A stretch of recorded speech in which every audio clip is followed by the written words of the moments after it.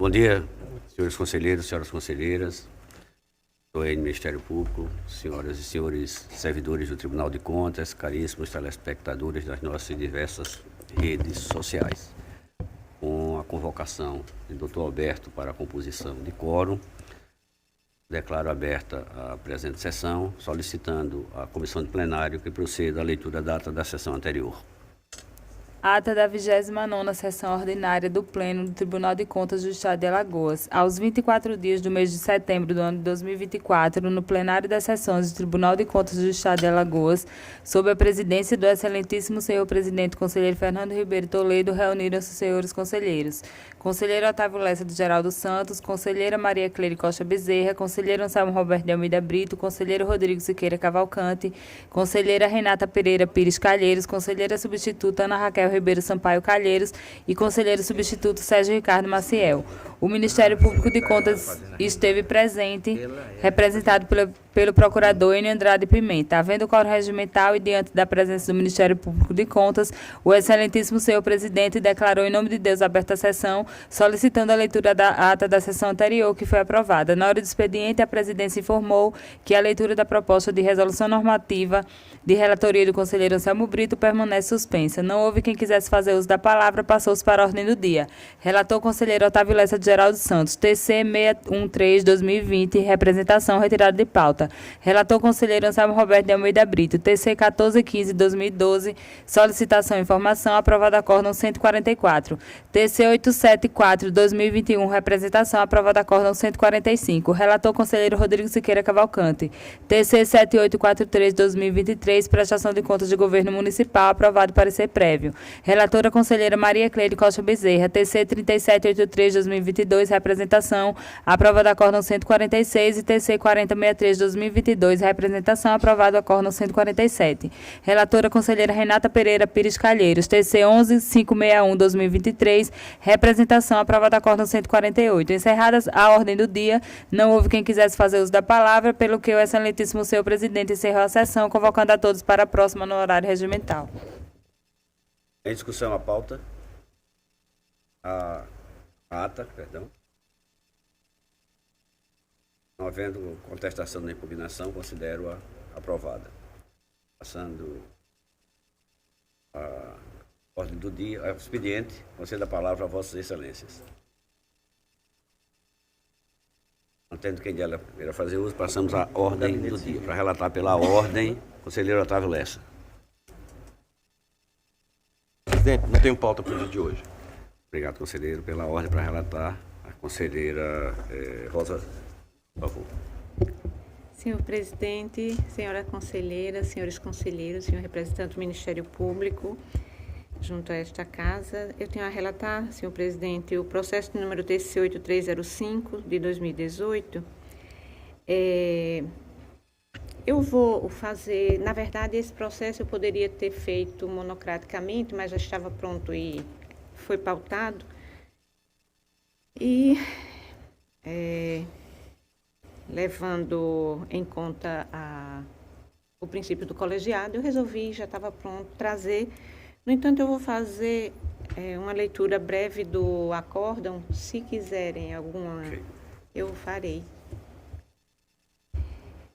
Direito administrativo, representação, município de Porto Real do Colégio, suposto descumprimento do dever legal de transparência da gestão fiscal pública, processo sem movimentação há mais de 5 anos, incidência da prescrição punitiva, prescrição da pretensão punitiva, reconhecimento de ofício, que seria, conforme previsão contida no artigo 117 da Lei Orgânica do TCE e pelo arquivamento.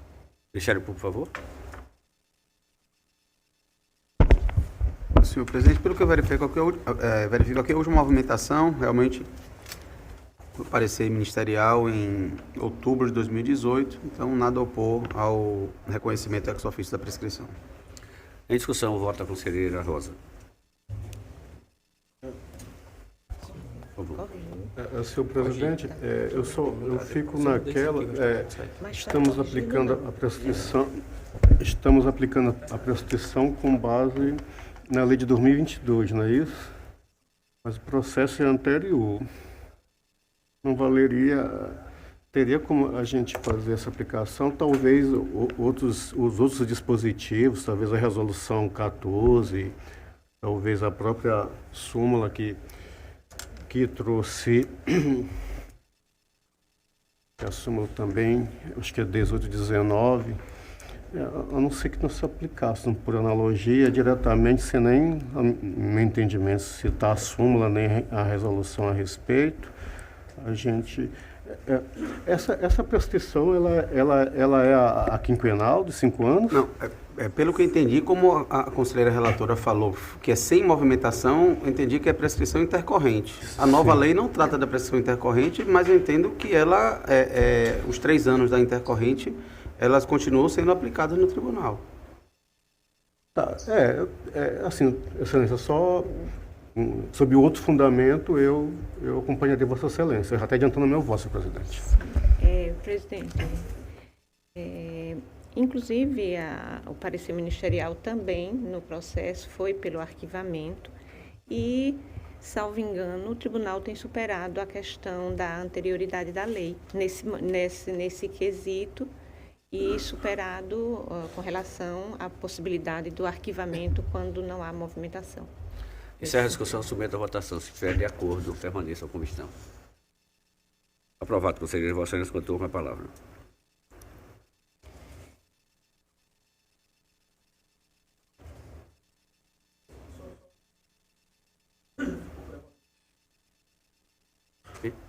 Retroagiu para... Ok. Incidir, isso. Com a palavra, senhor. Só um minuto.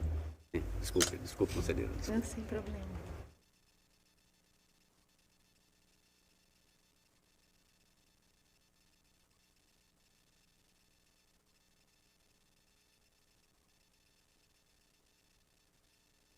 Tenho a relatar também, senhor presidente, o processo de número 34.10.801 de 2024.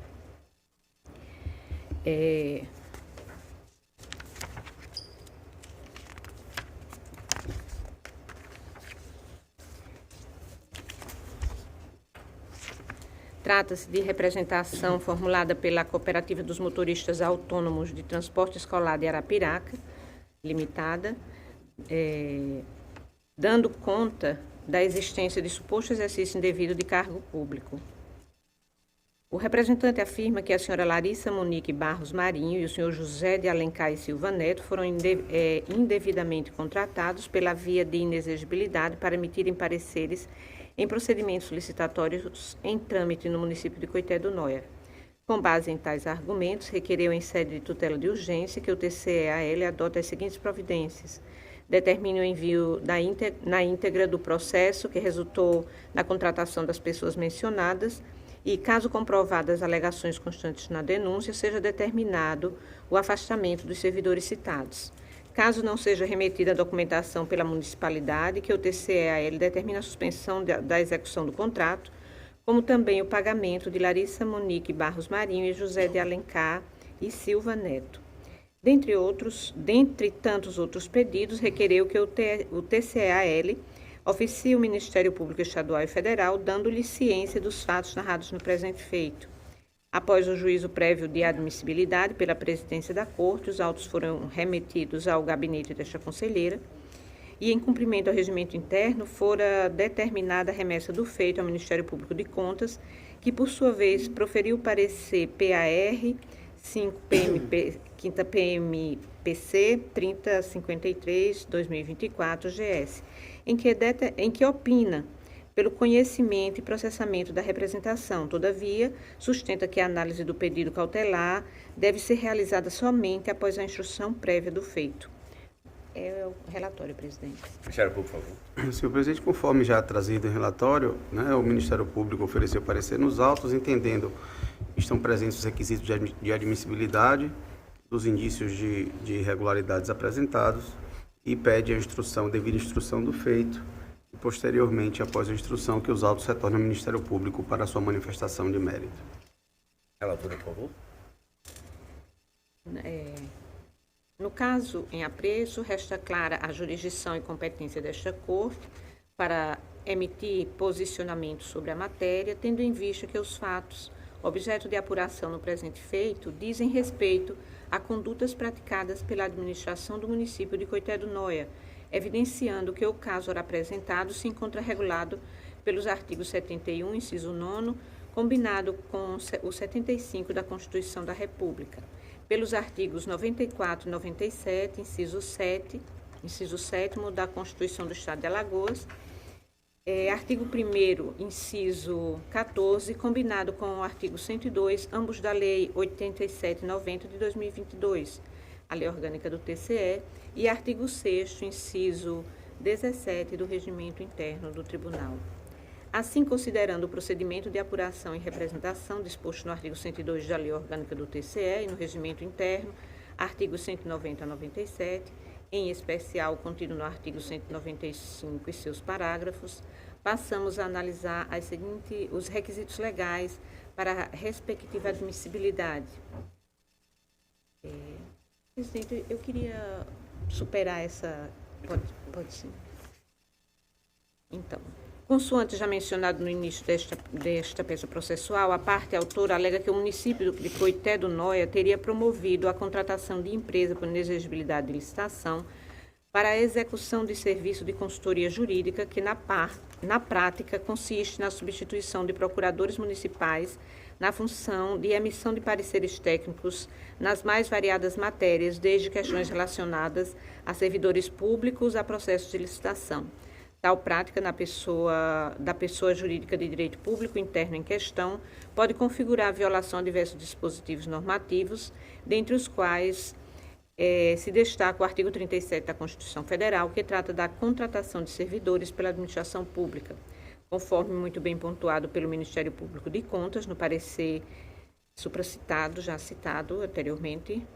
Os fatos narrados na petição inicial, assim como os elementos de prova carreados aos autos por ocasião da apresentação da presente representação, são suficientes para justificar o recebimento e processamento da representação. Cumpre reafirmar o que igualmente restou consignado no mencionado parecer do MPC, no sentido de que, considerando a lacuna existente no regimento interno do TCE, cuja reforma se encontra em fase de conclusão, revela-se imperiosa a utilização das disposições constantes dos artigos 72, 73 e 74 da Lei Orgânica do Tribunal como baliza para o item processual a ser seguido por ocasião do processamento da presente representação. Uma vez estabelecido que a presente representação deve ser conhecida e processada à luz das disposições constantes da Lei Orgânica do TCE-AL, cumpre mencionar que o processo deve ser instruído pela diretoria técnica competente, no caso a DEFAFON, que deverá colher as informações necessárias ao deslinde desse caso e cujo relatório conclusivo deverá ser assinado por servidor admitido por concurso público de provas e títulos, em consonância com o entendimento firmado pelo próprio Excelso, por ocasião do julgamento da ADIM 6655. Por fim, no que concerne ao pedido de expedição de ofício ao Ministério Público e Federal, entendemos por indeferi-lo, considerando que, como é se disso, qualquer pessoa pode propor representação junto ao órgão ministerial, de modo que não é necessária a intervenção desta Corte de Contas para a correção deste intento. Além disso, não seria prudente adotar tal medida antes da devida instrução do feito. No processo em análise, foi requerida a medida cautelar, no sentido que seja determinada a suspensão da execução do contrato firmado para a prestação de serviços de emissão de pareceres, com a consequente suspensão do pagamento dos serviços correspondentes. A partir do advento da Lei 8790 de 2022, a Lei Orgânica do Tribunal, houve o preenchimento da lacuna legislativa aí até então existente, no que concerne a uma previsão expressa no sentido de autorizar a Corte de Contas a proferir decisão cautelar em casos em que estejam presentes os requisitos previstos no artigo 111 da Lei Orgânica do Tribunal, a seguir transcrito in verbis. Artigo 111, o TCE-AL, em caso de urgência, sempre que verificado fundado receio de grave lesão ao erário, ao patrimônio público, ao exercício do controle externo ou a direitos individuais, deve expedir de ofício ou mediante provocação as medidas cautelares necessárias ao resguardo da efetividade da decisão final a ser prolatada. Cumpre mencionar ainda que, mesmo antes das alterações trazidas como pela novel Lei Orgânica do Tribunal, o Supremo Tribunal Federal já havia reconhecido o poder geral de cautela como um poder implícito das Cortes de Contas, que deverão se utilizar os instrumentos jurídicos necessários ao exercício de seu mistério constitucional, ainda que não previstos expressamente em texto de lei, permitir o deferimento de medidas cautelares a fim de sustar aos que possam causar dano, a fim de sustar atos que possam causar dano ao erário. Veja-se no julgado proferido no MS, número 26547 do Distrito Federal, da relatoria do ministro Celso de Mello. A ementa: Tribunal de Contas da União, poder geral de cautela, legitimidade, doutrina dos poderes implícitos, precedente STF, consequente possibilidade de o Tribunal de Contas expedir provimentos cautelares, mesmo sem audiência da parte contrária, desde que mediante decisão fundamentada, deliberação do TCU, que, ao deferir a medida cautelar, justificou extensamente a outorga desse provimento de urgência. Preocupação da Corte de Contas em atender com tal conduta a exigência constitucional pertinente à necessidade de motivação das decisões estatais. Procedimento administrativo em cujo âmbito teriam sido observadas as garantias inerentes às cláusulas constitucionais do due process of law. Pois bem, no caso em apreço, à semelhança do que entendeu o órgão ministerial, estamos convencidos que os elementos até então constantes dos autos não são suficientes para demonstrar a urgência do caso, tampouco o fundado receio de grave lesão ao erário, razão pela qual entendemos que a análise do pedido cautelar deve ser postergada para depois da emissão do parecer conclusivo pela diretoria técnica. Destarte, por todo o acima exposto, apresento o voto para que o Pleno desta Egrégia Corte, no uso de suas atribuições constitucionais, legais e regimentais, decida conhecer a representação formulada pela Cooperativa dos Motoristas Autônomos de Transporte Escolar de Arapiraca, Limitada, a COUMATEA, em face do gestor do município de Coité do Noia, uma vez preenchidos os requisitos previstos no artigo 102, parágrafo 1º da Lei Orgânica do Tribunal, bem como dos artigos 190 e seguintes do regimento interno deste TCE. Determinar a citação do gestor do município de Coité do Noia, a fim de que, querendo, apresente defesa e ou esclarecimentos que julgar necessários, acompanhados dos documentos correlatos, no prazo de 15 dias úteis, sob pena de preclusão.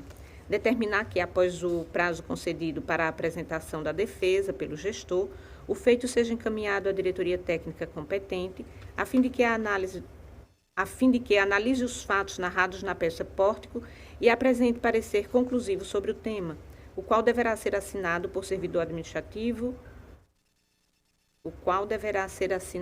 servidor admitido por concurso público de provas e títulos.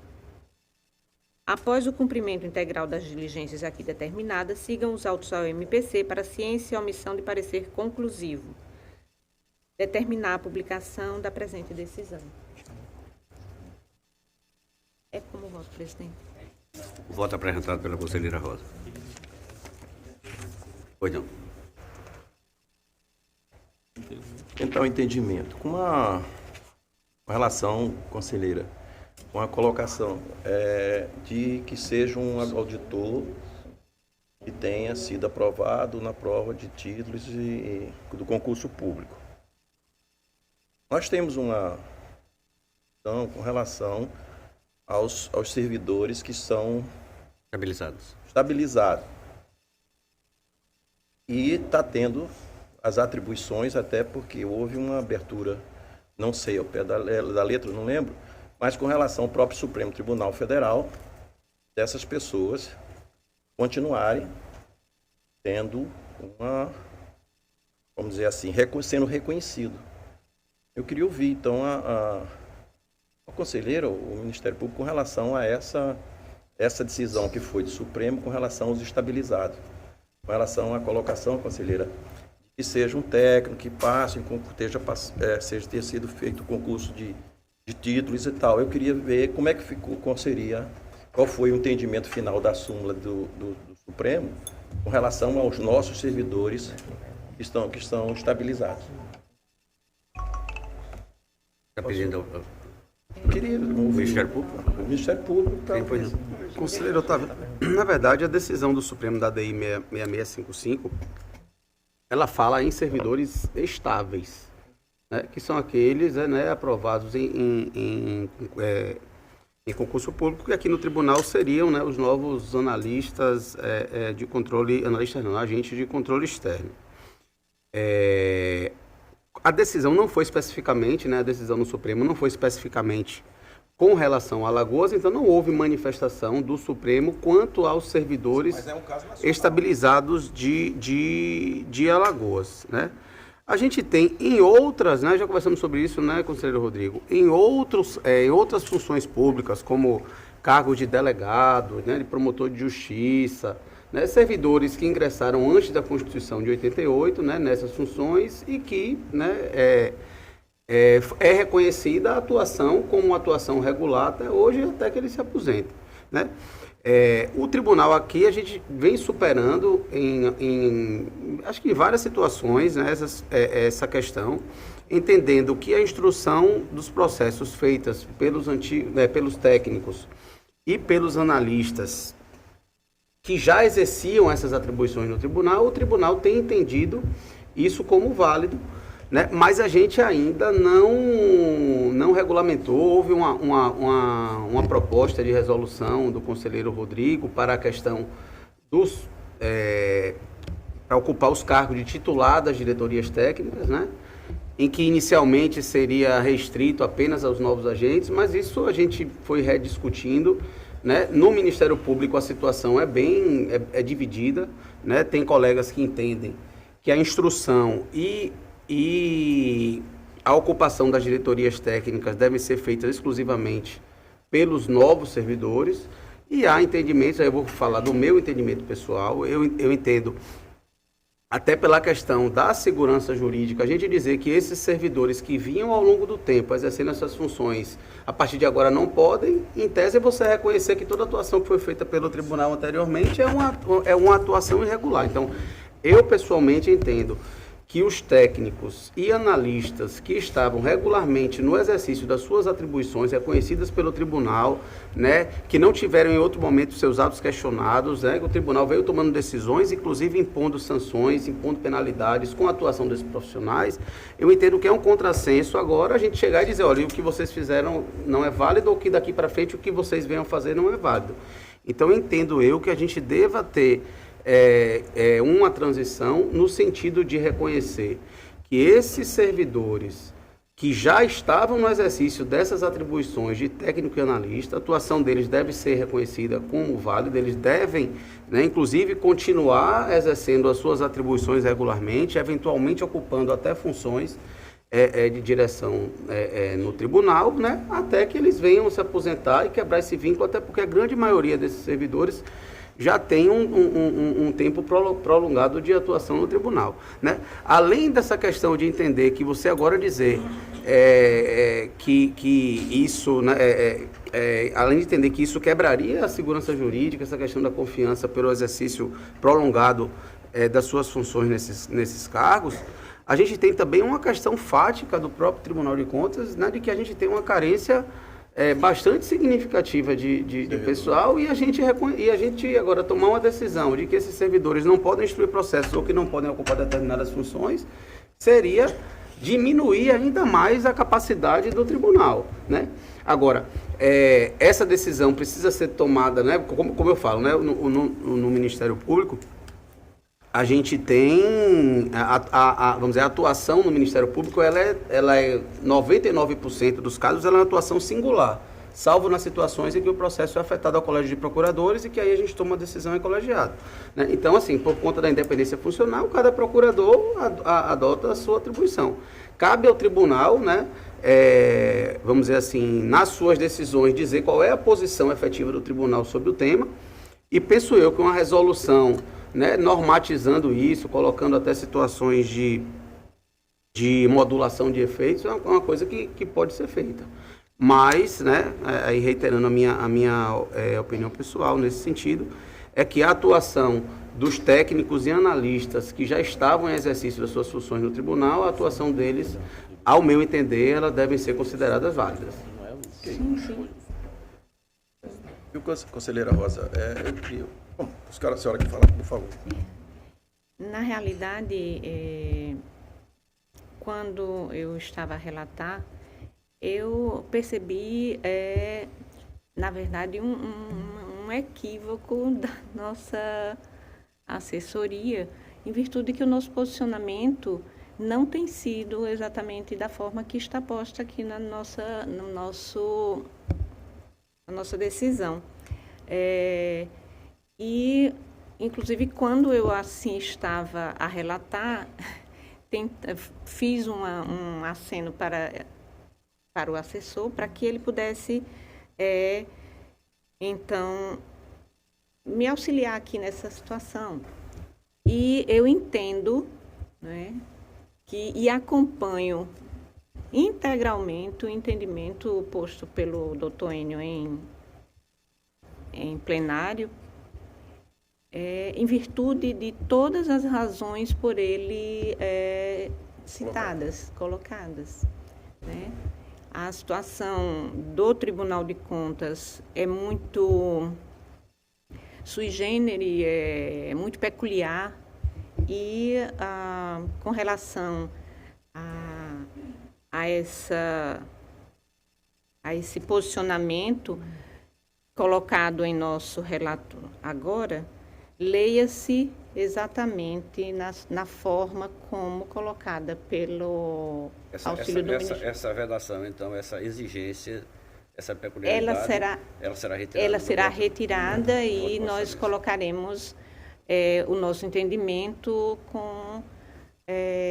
acompanhando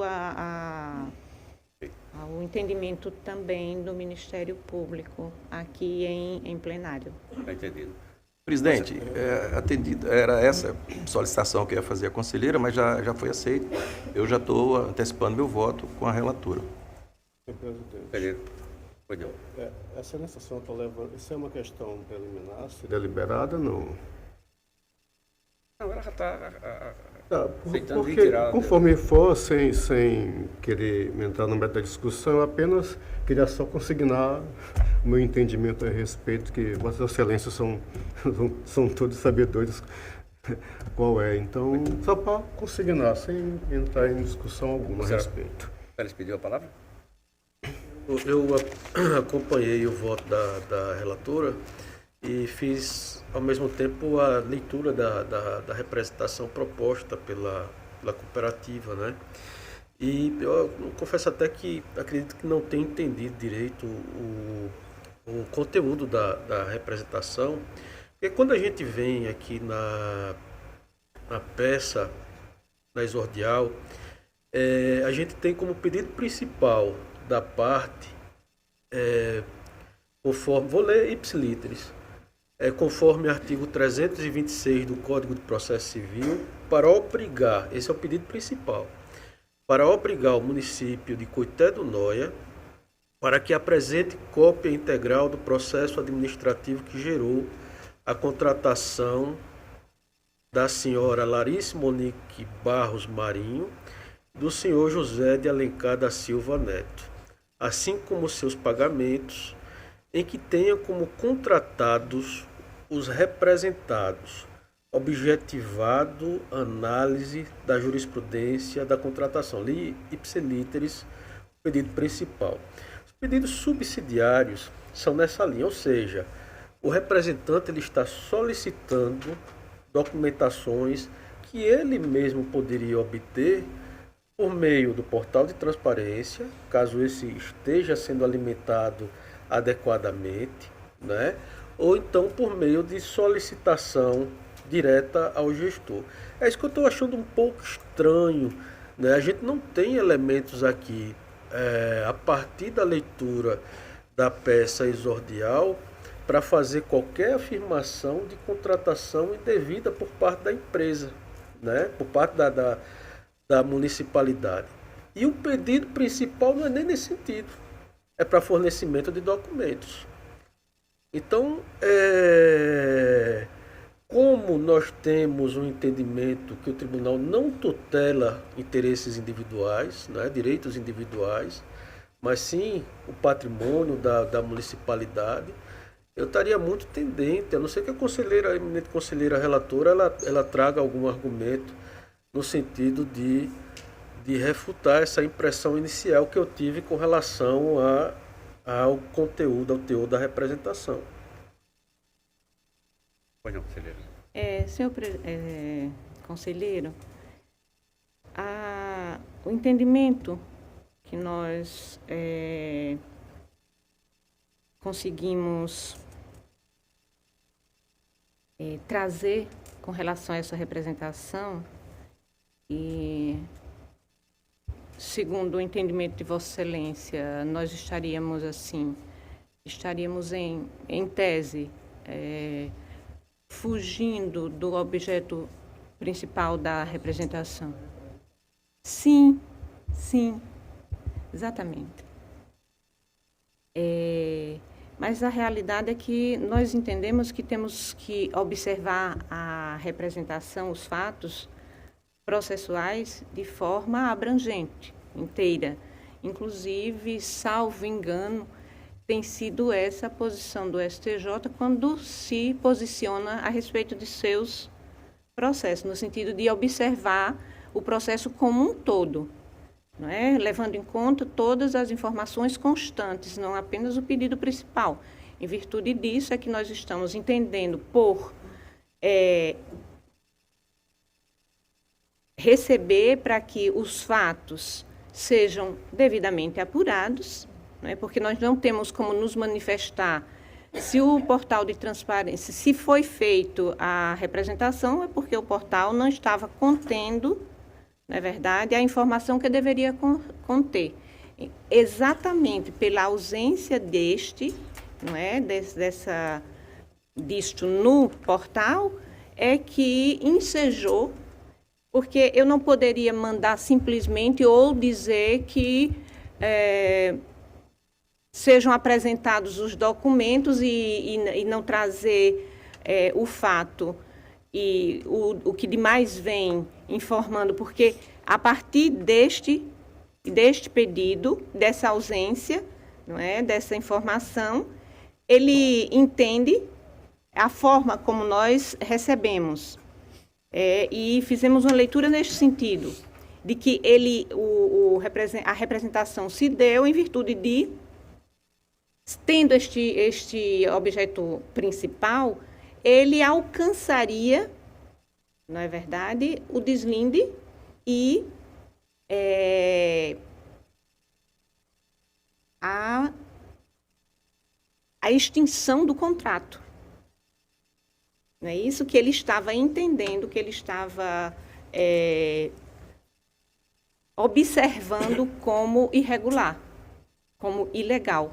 Então, observando todas essas premissas, observando o todo processual, nós decidimos por aceitar, mandar apurar e, no fim, não é, nos posicionarmos sobre o mérito do processo, da ação como um todo. É esse nosso posicionamento, conselheiro. Porque eu tenho aquela preocupação, que é de conhecimento de todos, com relação a gente admitir como representação, muitas vezes, algo muito frágil. E a gente tem, do outro lado, né, o direito de personalidade do gestor, de não ser devidamente processado ou investigado por algo que não tenha indícios nenhum, né? Essa é a minha preocupação. E essa preocupação, ela se amplifica nesse período que nós estamos vivendo, que é um período notadamente eleitoral, em que nós identificamos, inclusive, muita gente, muitos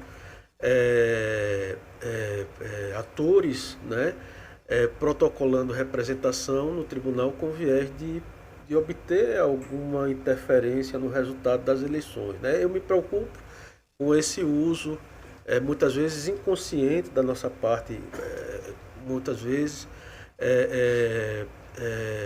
do tribunal como um instrumento de, como é que eu posso dizer, de benefício político, né? Então, eu estaria tendente a não acolher, não conhecer com base nos elementos que foram trazidos pela conselheira Rosa, com a devida vênia aos colegas, a não admitir como representação, senhor presidente. Vossa Excelência, então, apresenta o voto de divergência. Eu apresento o voto com devida vênia no sentido... Ok. Então, dessa forma, eu faço a coleta dos votos individuais. Como vota o conselheiro? Voto com a conselheira relatora, por entender também, eu pratico isso, conselheiro Rodrigo, com relação aos fatos. Eu gosto de realmente verificar todos os fatos com todas as defesas e acompanhando até também o entendimento do próprio Ministério Público. Eu acho que vale a pena a gente ser efetivo se houve algum dolo em relação a qualquer caso, e também pela proximidade, conselheiro. O caso especificamente está abrindo uma representação, ele não tem possibilidade de interferir em nada, porque as eleições já é domingo que vem, não teria. Então, por esses motivos, eu vou votar para aceitar a representação.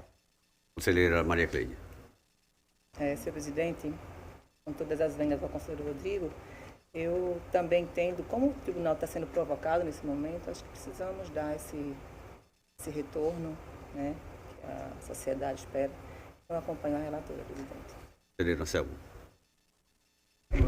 Senhor presidente, vislumbrando, eu até ser um pouco redundante, vislumbrando aí a possibilidade da comunicação nesse município, talvez como em outros, esteja acontecendo algo semelhante, não abarcado pelo nosso sistema jurídico, tendo em vista também o nosso poder de atuação de ofício, eu acho que é válido se fazer a verificação, se ao final nada for constatado, não haveria prejuízo. Acho que se não fizéssemos, talvez poderíamos aí, de uma forma inconsciente, estar ladeando aí o melhor resguardo do interesse público como um todo, senhor presidente. Assim, eu entendo que não haveria nenhum demérito, nenhum problema em um tribunal tentar buscar mais elementos a respeito.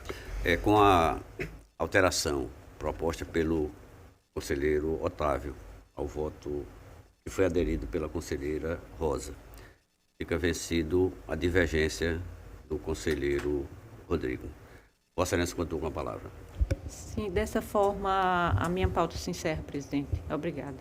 Obrigado, conselheiro. Pela ordem para relatar a conselheira Maria Cleide. Senhor presidente, senhora conselheira, senhores conselheiros, doutor Enio, membro do Ministério Público de Contas que oficia nesta corte.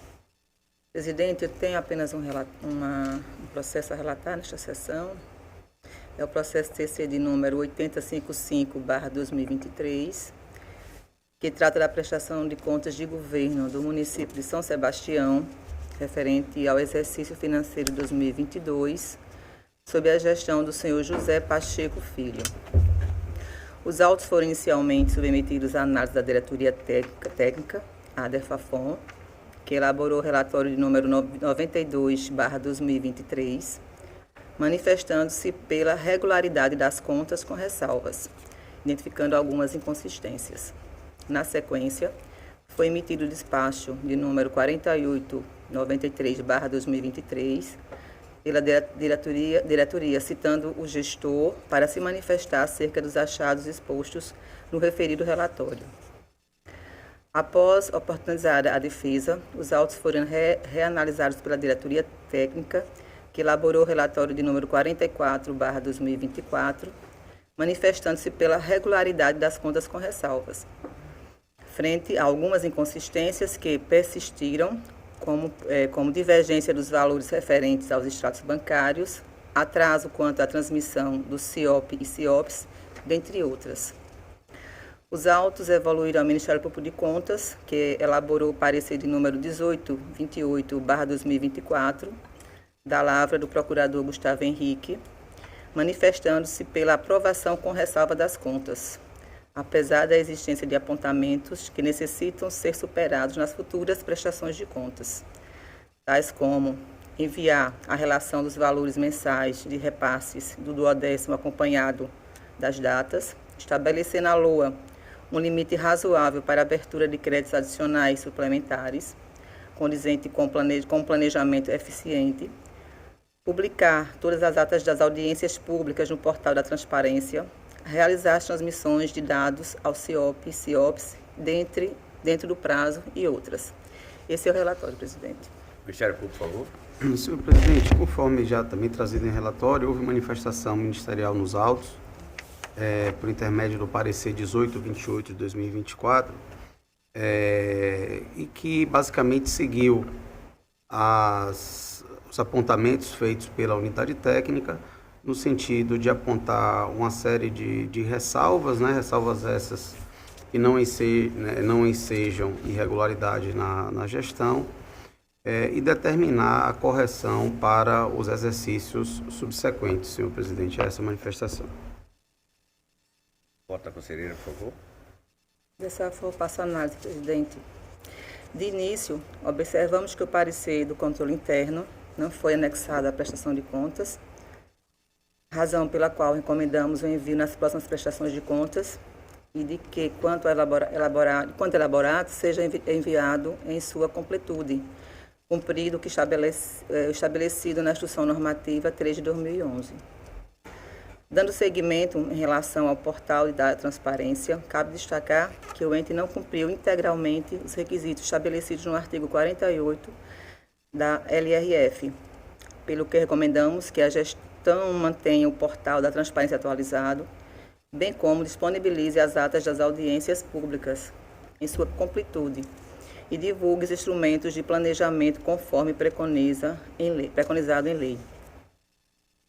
Partindo da análise dos instrumentos de planejamento de programação, a PPA, a LDO e a LOA, estes foram devidamente encaminhados em consonância com os dispositivos legais pertinentes. No caso da LOA, o ente emitiu receitas e fixou despesas no montante de aproximadamente R$ 110.516.000. Na análise do balanço orçamentário, ao comparar a receita arrecadada em relação à receita orçada, por ter sido 42,43% superior, indica que houve excesso de arrecadação. Ainda no balanço orçamentário, ao confrontar a receita arrecadada com a despesa realizada, observamos um resultado orçamentário deficitário, que foi no montante de aproximadamente R$ 556.300. Também verificamos que, assim como a maior parte dos municípios alagoanos, existe forte dependência de transferências de recursos da União e do Estado. Verificamos que 83,60% das receitas foram provenientes de tais transferências, de modo que recomendamos que o gestor busque novas alternativas para diversificar a fonte de receitas do município. No tocante à abertura de créditos adicionais, o ente cumpriu o que estava previsto na lei, abrindo créditos adicionais conforme previsto na LOA. Na análise do balanço financeiro, o resultado da execução financeira foi positivo em R$ 2.000.000 Isso representa aumento patrimonial. Somando ao saldo financeiro do exercício anterior, gerou um saldo novo valor, no valor de aproximadamente R$ 10.400.000. Na análise do balanço patrimonial, o ente indicou um montante cerca de R$ 10.410.000 em caixa equivalentes. No entanto, os extratos bancários presentes na prestação de contas, somados, atingem um montante de aproximadamente R$ 10.190.000, dos quais cerca de R$ 220 mil encontra-se sem comprovação. Apesar do gestor ter apresentado conciliações bancárias com pendência, recomendamos que seja providenciada a reclassificação ou baixa contábil de tais valores. Em relação aos restos a pagar, vez que tais despesas impactam o saldo de caixa, pois são despesas dependentes de pagamento, de acordo com os demonstrativos, identificamos que o ente possui disponibilidade de caixa para cumprir estas obrigações.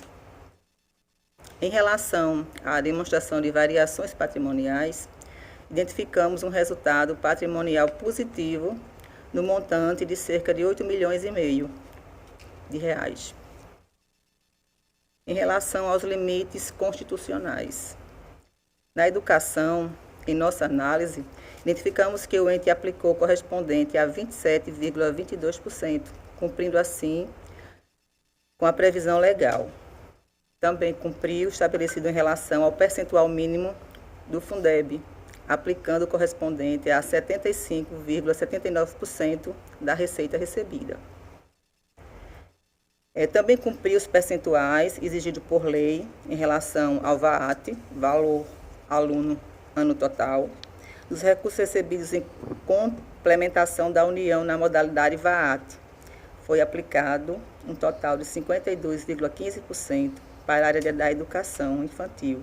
Em relação às despesas de capital, foi aplicado um total de 18,70% da complementação do VAT. Na saúde, cumpriu estabelecido em lei. Em nossa análise, identificamos que o ente aplicou correspondente a 21,34%. Partimos para o repasse do 10º da Câmara. O ente cumpriu o estabelecido em lei, destinando um montante acima do previsto na LOA e abaixo do limite de 7% previsto pela Constituição, de acordo com o seu quantitativo de habitantes. Em relação à dívida consolidada, o ente atingiu o percentual de 15,57% da receita corrente líquida, cumprindo o estabelecido em lei. Em relação à despesa com pessoal, o ente também cumpriu a previsão legal.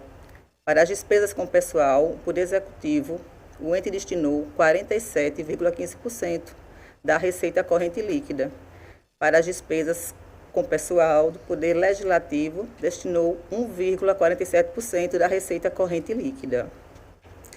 Além das recomendações apresentadas, destaco a necessidade de obediência às exigências estabelecidas no anexo 1 da Resolução Normativa 1 de 2016, daqui do TCE, quanto ao envio da LDO com seus devidos anexos e extratos bancários em sua totalidade, bem como realizar as transmissões dos dados ao CIOP e CIOPS dentro do prazo, uma vez que o envio é de 30 dias após o encerramento de cada bimestre.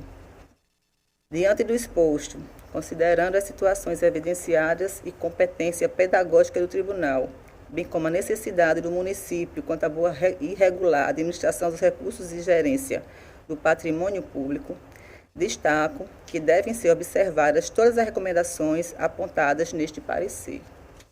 Passo ao voto, presidente.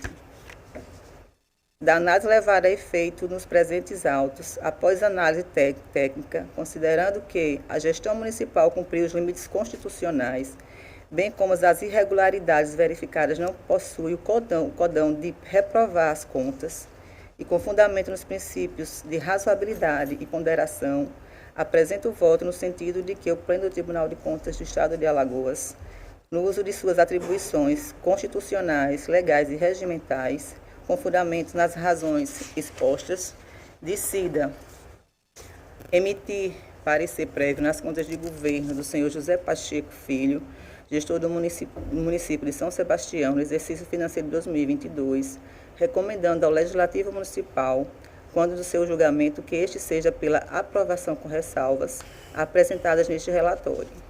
Remeter cópia deste voto, juntamente ao parecer prévio, ao referido gestor por meio postal, com aviso de recebimento, de forma a não haver dúvida de sua cientificação. Recomendar para as gestões futuras que não cometam as irregularidades ora apontadas. Solicitar à Câmara de Vereadores que remeta a esta Egrégia Corte de Contas o resultado do julgamento das contas anuais do exercício de 2022, conforme determina o nosso regimento interno, inclusive com a remessa da ata da sessão de julgamento da Câmara e da publicidade necessária, conforme o artigo 48 da LRF. Publicar a presente decisão no Diário Oficial deste Tribunal para que produza os seus efeitos legais e retornar o processo ao meu gabinete após o cumprimento dos dispositivos acima, para outras medidas que sejam necessárias. É assim como voto o presidente e senhores conselheiros. Em discussão, o voto da conselheira Maria Cleide.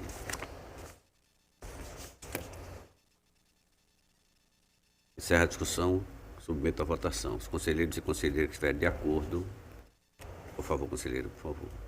Senhor presidente, tendo em vista a sugestão do voto da relatora, com todas as vênias, nós verificamos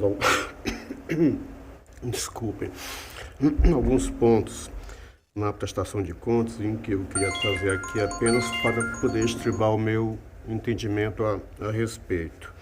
Eu, divergindo da relatora, entenderia que o conselho a ser dado para o tribunal, no eventual julgamento das contas, seria pela sua reprovação. E eu faço nos seguintes aspectos. Primeiramente, eu apenas queria destacar, que não é um dos motivos que me leva a ter esse sentimento, destacar que há nos balanços do município provisões matemáticas previdenciárias de mais de 23 milhões de reais, sem o competente estudo técnico que viabilize, que confirme isso. Isso aí é uma ressalva, um destaque que faço. Com relação às outras questões de fundos, o faço porque na educação, segundo nosso entendimento, o que aparentemente diverge do entendimento da maior parte da Corte, é a aplicação de recursos da educação pela Secretaria nas rubricas por assim dizer, administrativas. E aqui a aplicação foi na ordem de quase 4 milhões de reais e que, se retiradas do cálculo, o município apenas executaria, eu vou aqui arredondar, que a diferença é significante, executaria daquele limite mínimo permitido constitucional, menos apenas 20%. Então, eu entenderia que seria uma situação grave que, a depender, seja outras situações mais graves ainda na órbita municipal. A excelência, mais de 225 mil reais não confirmados, a ausência de status bancários. Há restos a pagar processados anulados na ordem de mais de 237 mil. E, por derradeiro, há créditos a receber fictícios da ordem de 1,6 milhão. E eu digo isso porque parece que está voltando algo que há muito tempo assolava os municípios. A existência desses créditos fictícios. Antigamente eles recebiam um nome, se não me falha a memória, restos a pagar e receber. E eu digo que é fictício porque lança no balanço e no ano seguinte é estornado. E isso foi verificado quanto à prestação de contas desse município. Então é algo que realmente, pelo valor, ele entendo ser relevante. Então, excelência, por essas razões eu voto nesse sentido. Basicamente isso. Apresentaria voto, então, pela rejeição? Pela reprovação e rejeição das contas. Como voto, conselheiro Otávio Lessa? A relatora. Como voto, conselheiro? Vencido o conselheiro Anselmo, o voto vencedor da conselheira Maria Cleide. Vossa Excelência, continua com a palavra. Presidente, dessa forma encerra a minha pauta de hoje. Obrigada. Pela ordem, então, para relatar, conselheiro Anselmo. Senhor presidente, senhora conselheira, senhores conselheiros, hoje, excelências, eu teria 5 processos para relatar. Eu queria, porque pautados indevidamente era para pautar a próxima sessão os processos. Aí estou adiando 3706 de 2021 e 12062 de 2020. Estou retirando de pauta por ser uma providência administrativa no processo 9938 de 2020. E os únicos dois que poderia relatar hoje apresentaram, de certa forma, em certo grau, problemas em sua publicidade. Como provavelmente o meu voto ele não é no mesmo sentido do que é comunicado solicitado, eu entendo que haveria um eventual prejuízo pelo defeito de publicidade. Então eu não posso nem adiar, eu tenho que retirar para poder publicar a pauta corretamente com todos os seus interessados responsáveis, que são os processos 797 de 2018 e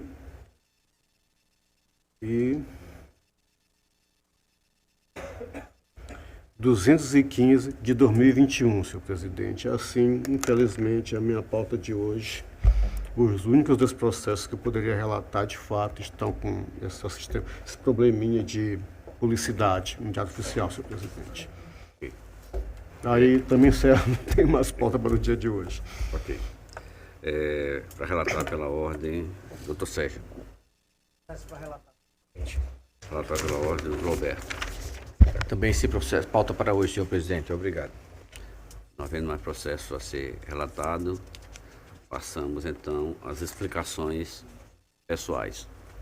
Concedo a palavra a Vossa Excelência nas suas explicações pessoais. Presidente. Por favor, conselheira Maria Cleide. Presidente, eu quero nesse momento convidar a todos os conselheiros, servidores da casa.